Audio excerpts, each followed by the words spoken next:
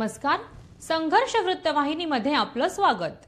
घेऊया ठाणे आणि आसपासच्या परिसरामधील घडणाऱ्या महत्त्वाच्या घडामोडींचा आढावा। महापालिका आयुक्त सौरभ राव यांनी शहरातील विविध प्रकल्पांची केली पाहणी। ठाणे महानगरपालिकेच्या सर्व विभागांच्या कामकाजाची माहिती घेतल्यानंतर महापालिका आयुक्त सौरभ राव यांनी महापालिका क्षेत्रातील प्रकल्पांच्या पाहणीस सोमवारपासून सुरुवात केली।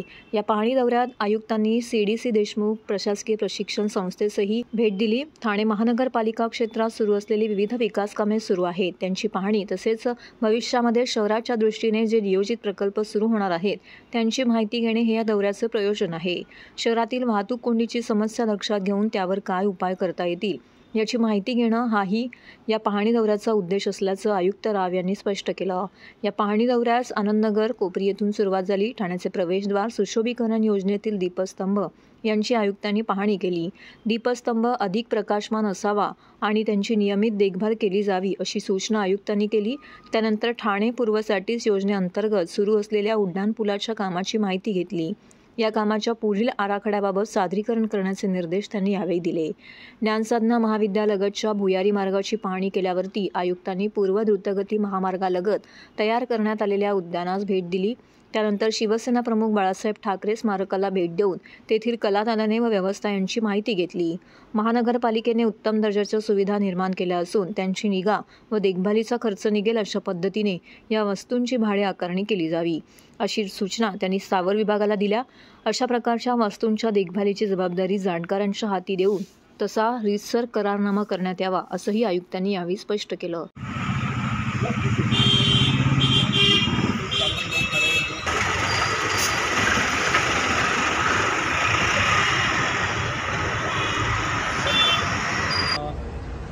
आजचे जो दौऱ्याचा उद्देश होता तो मुख्यतः ठाणे महानगरपालिका क्षेत्रात जे विविध विकास कामे चालू आहेत त्याची एकदा पाहणी करणे। याच्या व्यतिरिक्त भविष्यगामी बरेचसे नियोजन आहे सिटीसाठी, त्या प्रकल्पांचा स्टेटस काय आहे त्याची माहिती घेणे।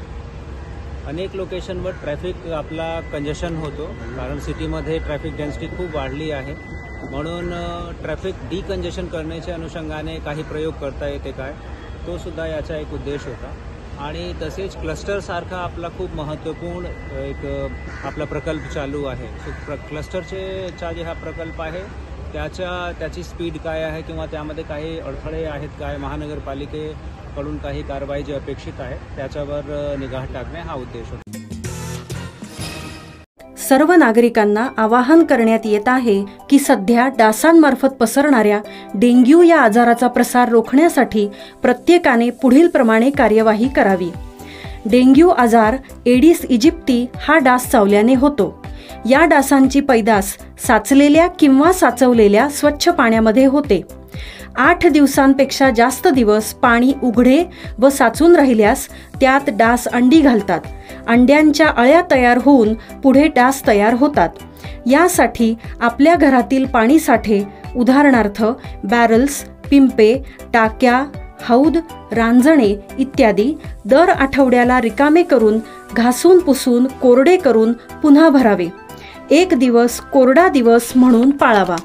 पाणी साठ्यांना घट्ट झाकणे बसवावीत किंवा जुनी साडी, चादर, धोतर यांनी बांधून झाकून ठेवावीत, म्हणजे डास त्यात जाऊन अंडी घालणार नाहीत। घराच्या गच्चीवर, आजूबाजूला, अंगणात कोठेही पाणी साचू देऊ नये। भंगार सामान उघड्यावर टाकू नये, उदाहरणार्थ टायर्स, प्लास्टिक सामान, कुंड्या, टाकाऊ वस्तू इत्यादी। अशा सामानात पावसाचे पाणी साठून त्यात डेंग्यूच्या डासांची पैदास होते। घरातील कूलर्स, फ्रीजच्या पाठीमागील ट्रे हे देखील वेळोवेळी कोरडे करावेत। लक्षात ठेवा, नुसत्या फवारणीने डास घनता कमी होत नाही, तर त्यासाठी डास पैदास ठिकाणे नष्ट करणे ही आपल्या सर्वांची जबाबदारी आहे। कोणताही ताप अंगावर न काढता जवळच्या शासकीय रुग्णालयात मोफत औषधोपचार घ्या। अशा प्रकारे नागरिकांनी सहकार्य केल्यास डेंग्यूचा प्रसार रोखणे सहज शक्य आहे।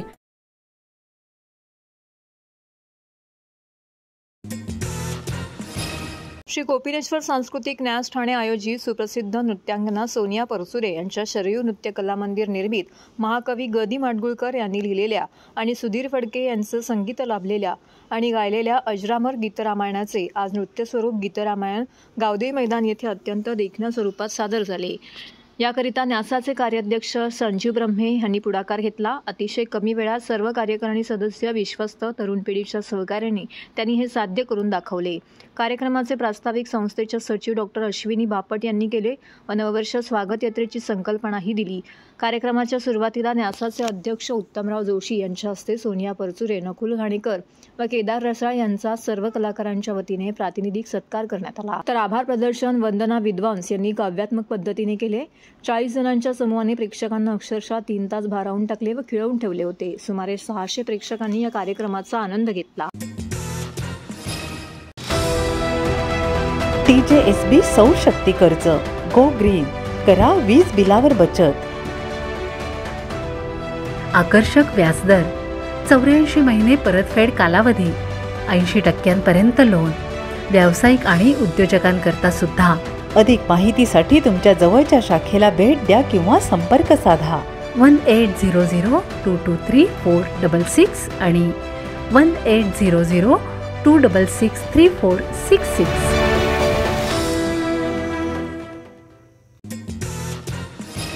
व्यास क्रिएशन या अग्रगण्य प्रकाशन संस्थेतर्फे दरवर्षी भव्य दिव्य अशा ज्येष्ठ महोत्सवाचं आयोजन केलं जातं। संस्थेचा 24वा ज्येष्ठ महोत्सव 29 ते 31 मार्च सहयोग मंदिर नौपाडा ठाणे येथे उपस्थित मान्यवरांच्या रसिकांच्या टाळ्यांच्या गजरामध्ये संपन्न झाला। 3 दिवसीय सोहळ्याचं उद्घाटन ख्यातनाम अभिनेत्री पद्मश्री नयना आपटे यांच्या शुभ हस्ते करण्यात आले। गणेश वंदनेने कार्यक्रमाची सुरुवात झाल्यावरती व्यास क्रिएशनचे संचालक निलेश गायकवाड यांनी व्यासचा संपूर्ण प्रवास मनोगतामध्ये मांडला। ज्येष्ठ एक राष्ट्रीय संपत्ती ही मूळ संकल्पना घेऊन गेली 24 वर्ष या महोत्सवाचं आयोजन केलं जातं। महोत्सवात ज्येष्ठांचा सहभाग मोठ्या प्रमाणात होता।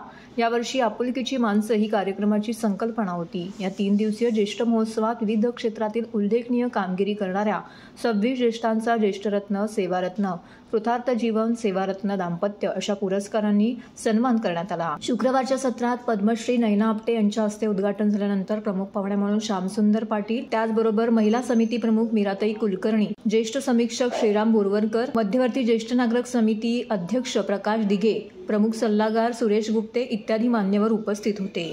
या कार्यक्रमात ज्येष्ठ कवी अशोक बागवे यांचे अध्यात्मातून परमानंद हे विशेष व्याख्यान सादर झाले।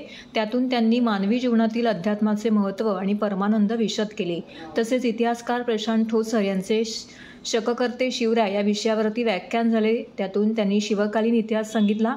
यावेळी मान्यवरांच्या हस्ते डॉक्टर अनिल तांबे यांना कृतार्थ जीवन पुरस्कार आणि प्राचार्य अशोक चिटणीस आणि डॉक्टर सुभाष चिटणीस यांना सेवारत्न दाम्पत्य पुरस्काराने सन्मानित करण्यात आले।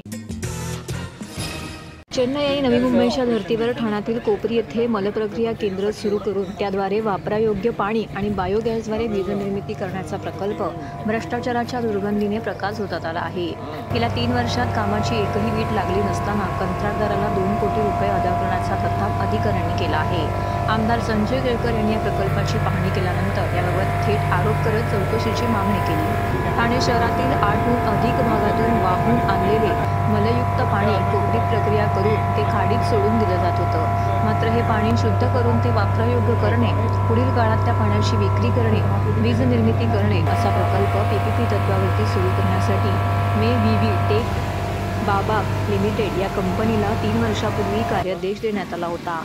नवी मुंबईत ही संकल्पना यशस्वी झाल्याने ठाण्यात मलजल प्रक्रियेबाबत ठाणेकरांच्या आशा पल्लवित झाल्या होत्या। मात्र गेल्या 3 वर्षात यापैकी एकही काम पूर्ण झालं नसताना, विशेष म्हणजे तत्कालीन आयुक्तांची मंजुरी नसताना आणि कंत्राटदारांनी वेळोवेळी केलेल्या अंतर्गत बदलांना मान्यता नसताना अधिकाऱ्यांनी 2 कोटी रुपये अदा केल्याची बाब आमदार संजय केळकर यांनी उघडकीस आणली।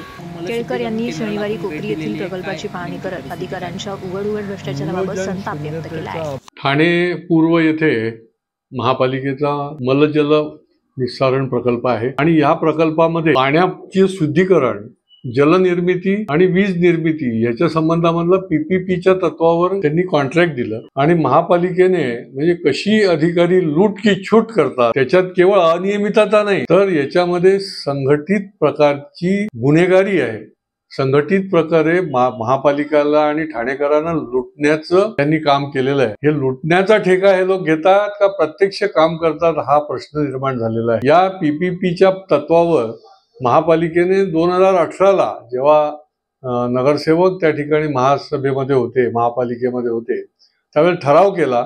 2021ला यांनी त्याला काम करण्याचा शुभारंभ करण्याचा ऑर्डर दिली, वर्क ऑर्डर ज्याला म्हणतात, की वर्षाला 10 कोटी रुपयाची ही वर्क ऑर्डर होती. की या प्रकल्पाचे देखभाल, दुरुस्ती प्लस जल शुद्धीकरण आणि जल विक्री आणि वीज निर्मिती बायोगॅसच्या माध्यमातून असं त्यांना प्रोजेक्ट दिला की जो चेन्नईला पण होतो, चेन्नईच्या धर्तीवर होता. परंतु ठेकेदाराने आणि अधिकाऱ्याने मिळून नुसती लूट केली. आज 3 वर्ष झाली. त्यांना 2021ला जरी कार्यादेश दिला असला तरी 2024 पर्यंत तिथे काही काम झालेलं नाही. देखभाल दुरुस्ती पण नाही आणि प्रत्यक्ष त्या PPP प्रोजेक्टचं देखील काम सुरू झालेलं नाही. पण 2 कोटी रुपये 31 मार्चच्या आतमध्ये त्यांना रिलीज करून हे मोकळे झाले. महापालिका आयुक्तांनी देखील याला मंजुरी दिलेली नाही. निरनिराळी ज्या वेळेला अंतर्गत बदल होतात एखाद्या ठेकेदाराच्या कंपनीमध्ये तर त्याची मान्यता घ्यायला लागते, ती देखील केलेली नाही. आणि त्याच्यामुळे हा फार गंभीर प्रकारचा घोटाळा आहे. याच्यामध्ये यांना तर म्हणजे यांना हातकड्यात लावायला पाहिजे. अशा पद्धतीने त्या संबंधित ज्यांनी ह्यामध्ये हात आहे, ज्यांनी याच्या परवानग्या दिल्या, आयुक्ताला डावलून सुद्धा ज्यांनी पैसे काढण्याची परवानगी दिली, हे सगळे संघटितपणे जे काम केलेलं आहे त्यांच्यावर गुन्हे नोंदले पाहिजेत, त्यांची चौकशी झाली पाहिजे आणि यांना पहिले घरी बसवा आणि त्याच्यानंतर चौकशी झाली. याच्यामध्ये अधिकाऱ्यांनी बाहेरच्या बाहेरच केलेलं तरी मला प्राथमिक स्वरूपामध्ये दिसतंय. राजकीय हस्तक्षेप किंवा वरद असला तरी देखील संबंधितांची चौकशी करून त्यांना ताबडतोब त्यांच्यावर कारवाई झाली. तर हे होतं संघर्ष वृत्तवाहिनीचं आजचं बातमीपत्र. उद्या पुन्हा भेटू याच वेळी याच ठिकाणी ताज्या घडामोडींसह. तोपर्यंत नमस्कार.